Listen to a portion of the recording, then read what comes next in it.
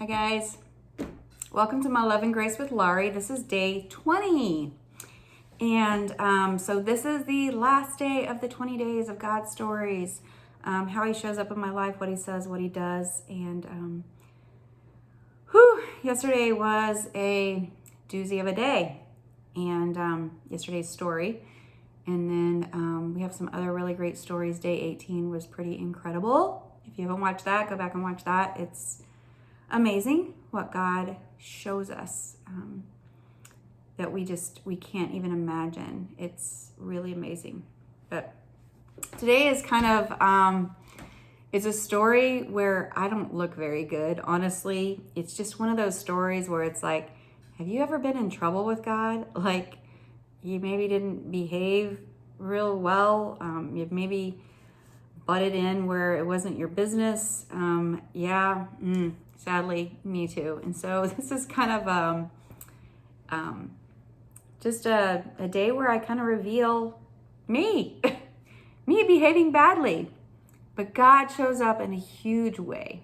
And so I want to share that with you, that he does that for his children. He shows up for us. Even when we behave badly, he's still there for us. I was really angry with some people and said some things over the phone. Although not the worst, it still was a situation where it really wasn't my business, but I just felt like somebody was being taken advantage of.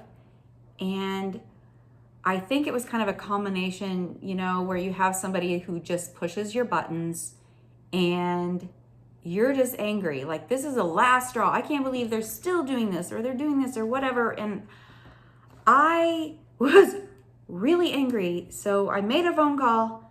And then after the phone call, I felt really convicted. Like I had wrong behavior. Ugh, it was the worst feeling. Then I'm like, oh my gosh, I feel so sick to my stomach. But I feel awful, but I'm still so angry. Have you ever been there? Oh my goodness. People push your buttons. They light you up. You're so angry. And then sometimes you feel really convicted and you feel really awful that you even said anything. Anyway, then I'm like kicking myself. I'm a horrible human being kind of conviction. Bawling, ugly cry. And then you know what happened? God showed up. God showed up. But not shaking his finger kind of way. God does not do that. If you haven't experienced him, he is not a shaking your finger God, Heavenly Father. He's not. He's not.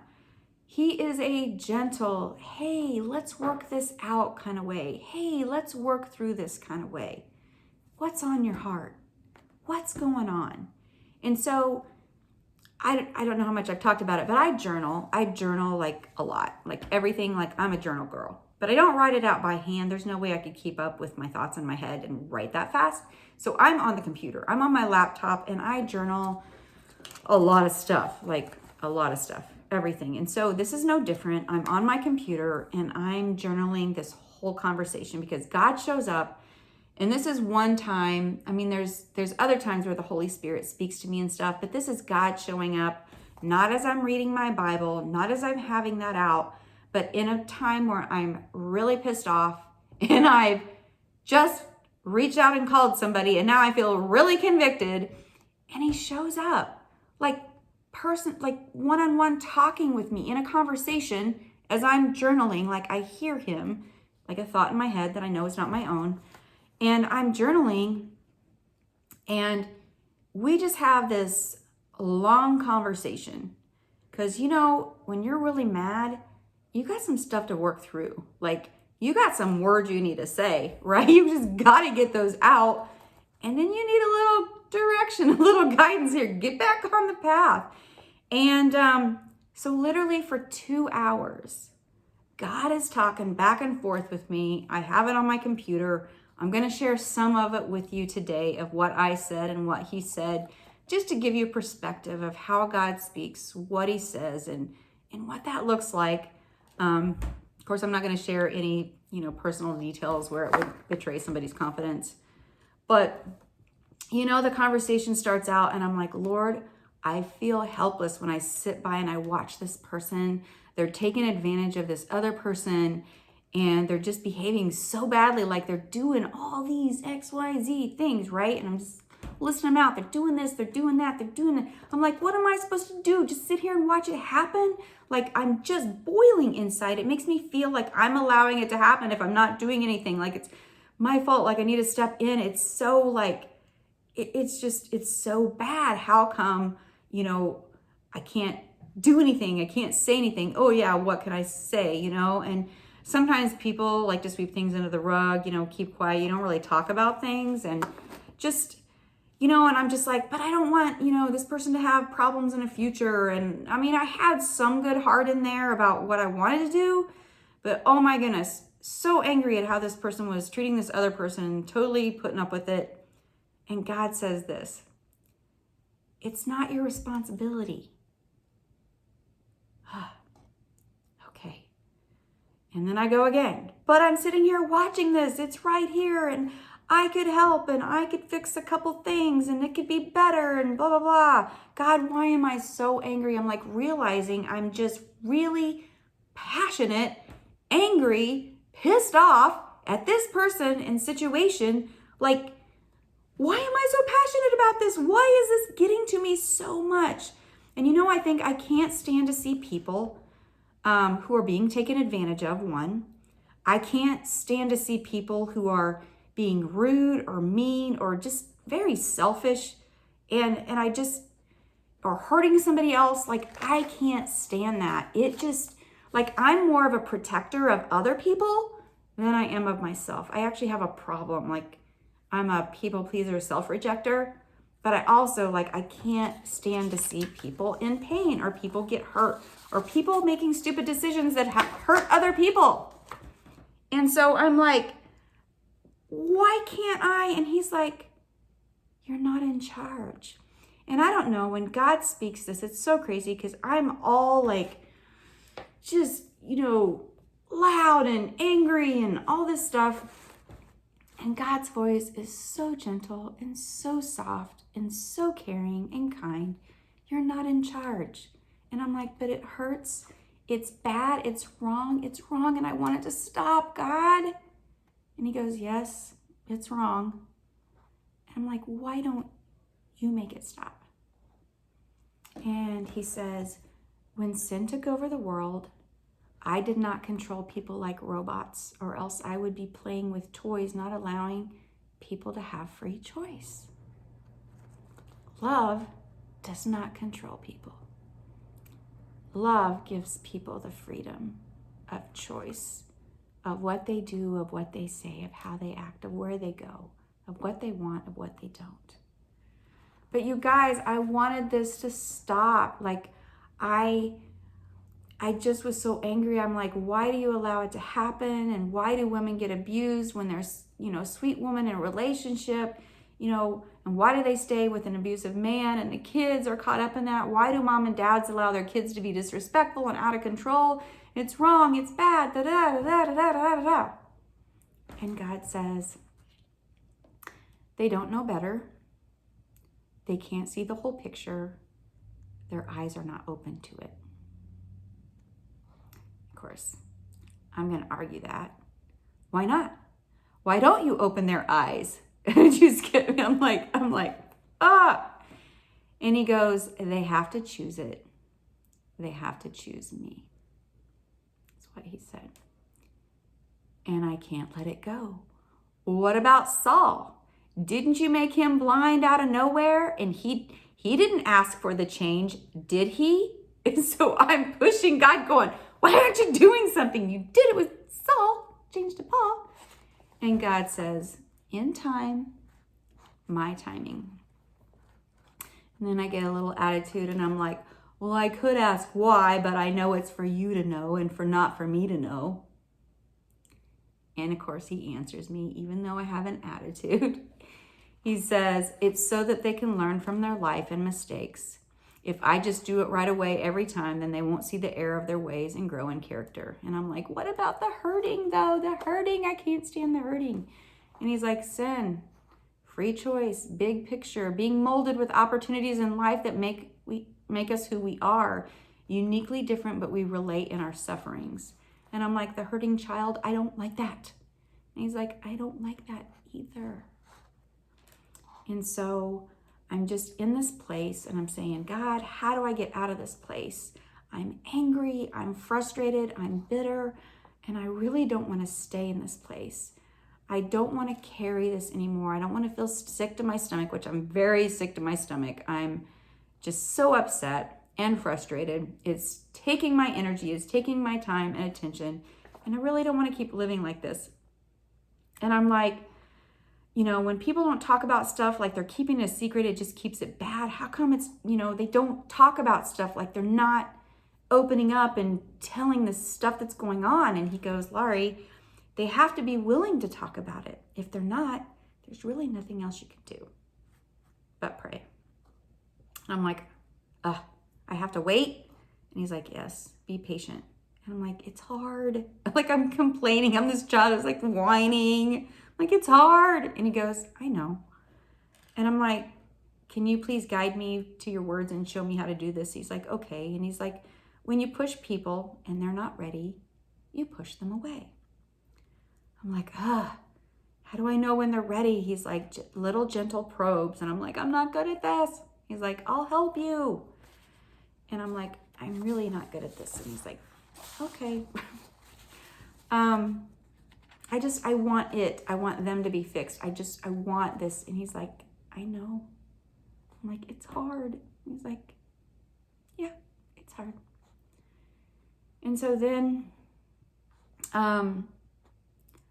you know, I'm like, okay, now that I'm talking to God, he's talking this out. Like I'm sick from all the stuff today. I'm like, okay, I don't even want to make any moves now because I've screwed up and I'm angry. And I'm like, I don't want to see these people again. Like, I don't want to see them next week. I don't want to see them tomorrow. Like, I don't want to come face to face with them. Like, I don't want to look at them or listen to them or see this behavior anymore. Like, I don't know if I can do it, you know? And he's like, well, the person who you feel like is being taken advantage of, you could offer to help that person. He goes, I know, you could offer help. And of course I'm like, I don't even want to look at them. I don't even want to, like, you know, I just want like space away, you know? And, you know, like, how do I even face this and go, hey, I'm just going to come up and help? He's like, no, you could, you know, he says, well, you could say you decided to come help since, the person was going to have to do all this work alone. You could come and offer to help them and, you know, just give them a call. And I'm like, that's hard, isn't it? And he's like, yes, it's hard. And I'm telling you what, this is real, you guys. This is real as it gets right here. It's like, I'm like, do I have to smile? I'm like, and he's like, if you want it to be believable, you do. And I'm like, do I have to dress up? And he's like, wear what you want. You know, and what do I do when XYZ happens, God? When this happens again in front of me? Like, what do I do? Like, And he goes, let them handle it. Even if it's wrong, let them do it. And talk to Dan about supporting you in it. And so I'm like, is this called being the quiet Christian example thing they talk about? And God's like, yes, sometimes this speaks much louder than words, most times. And then I'm like, I don't want you to leave me. I don't want to be there alone. I'm scared. And God's like, I'm with you. I'll be with you. Dan will be with you. And of course, I'm like, will you help Dan understand that, you know, I need him to be, you know, supportive and with me? And he's like, okay, we'll talk to him. And then I'm like, so this has been like almost a couple hours of conversation. It's late. I'm tired. I'm worn out. I felt conviction. I felt sick. And I'm like, I don't want to stop talking to you. I'm afraid to leave, God. And he's like, where are you going? And I'm like, well, maybe to bed, but I don't want to stop talking to you. I don't want you to leave me. and I don't want to feel alone. Whenever you're talking to God in one of these situations, or really any situation, He is so gentle and understanding. He is so comforting, and you really just don't want to leave that. But at this point, it's so late. I'm really tired. I'm exhausted from all this crazy frustration and stuff that I've gone through, and this talking and conviction and sick. And so I'm like, I don't want you to leave me. I don't want to feel alone. He's like, yes, well, I'm always here with you. You're not alone. You're never alone. And I'm like, but I want you to keep talking to me. He's like, okay, I'll keep talking to you, but you do need your rest. I'll talk to you tomorrow. And so I'm like, I don't think I can sleep tonight. I mean, this is like the whiny kid, like, okay, well, now I'm tired, but I don't even think I can sleep after all of this. And I'm going, and so he's going, pray. He just says, pray. And I'm like, I'm tired. Do I pray all night? Like, and he's like, just until you fall asleep. Just until you fall asleep. And I'm like, will you help me remember all this? Painful as it is, I don't want to like move on from this. Like, I want to, deal with this. Like, I want to deal with it. And he's like, look it over, read it over, and pray. Because I've taken all these notes. Like, I'm writing all this stuff down. And I had been over to talk to a friend earlier in that afternoon after all this stuff went down, because I was just like, before I had the conversation with God. And I'm like, will you please bless my friend who helped me kind of talk me through this tonight? And he's like, yes. And I'm like, and will you help, her family too? And he's like, okay. And so I go to bed, and I get up the next morning and just sit back down and get ready to talk to him again. And, I'm telling you, a lot of this conversation, there's probably going to be a few things that I leave out, just in confidence, actually. But a lot of this is really just, this is what we said. So I wake up the next morning. I'm not in much better shape. I'm like, still really upset. And I'm like, Lord, how do I stop hating this person? Like, they totally get under my skin. Have you ever had anybody like that? They get under your skin. Oh my goodness. And here's what he says to me. Be so truly kind and loving that they start to question their own actions. Wow. And I don't stop, you guys. I'm like, but what about that I hate this person? Like, I don't think I can do that. And here's what he says. Maybe you just don't understand them. That's true. Oh my goodness. That's very true. Yes, I don't understand them at all. They're mean and self-centered and da-da-da-da-da. And God's like, whose example are they following, Laurie? Anyway, we continue to talk. This person just pushes my buttons, and God says, push theirs back. I'm like, push their buttons back. He's like, kill them with kindness. Like, okay. And then he gives me some more advice. He says, don't stop and try to reason with them at any time. They cannot be reasoned with. Don't be sarcastic. Be helpful. Be serving. Be complimentary. Be humble. And he's like, don't try to give any advice. Just, play along. Keep things light with what they're doing. Anyway, the purpose of sharing this with you today is we all have times where we're frustrated with people. We all blow it sometimes. We all get our buttons pushed at one time or another, and people around us blow it too. But God has always come to me in my bad responses or bad behavior or anger or troubled place in gentleness and love. It's his character. It's who he is. He's never shaken a finger at me or sent me to the corner. He's a gentle, loving father that wants to talk things through when we're struggling. He doesn't take sides. He loves us equally, but he also understands each of us, our pain and our shortcomings equally. So even though my side, I saw things differently than this person, he understood me. He knew where I was coming. I felt understood. He acknowledged my feelings. He heard my heart and guided me gently. You can go to him in your anger and frustration. If nothing else, you guys, he appreciates when we're real with him, when we're genuine with how we're feeling, that we don't sugarcoat it. He can handle it. He can take it. Bring to him your button pusher. Bring to him your animosity. Anyway, literally, I was so angry, I even ended up writing a poem about this. It's called My Animosity is Killing Me. And I'm trying to decide if I'm gonna share this right now or if I'm gonna share it in another video. Anyway, it's kind of like a page long. I might just share it in another video. But for right now, I just want you to know that God is a loving Father, and he acknowledges our feelings. He comes to us in a gentle way.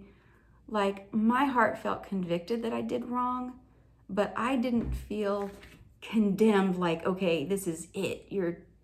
I felt terrible, but God came to me in such a gentle, loving Father way. That's the kind of God, the kind of Father he is. And so go to him. Go to him. He can take it, and he wants to hear from you, and he wants to guide you and love on you through your hurts and your troubles. Anyway, this has been real. I hope this inspired or encouraged you in some way. I give God all the glory. This is him showing up in my life by his grace. This isn't anything wonderful I've done. Have a good one.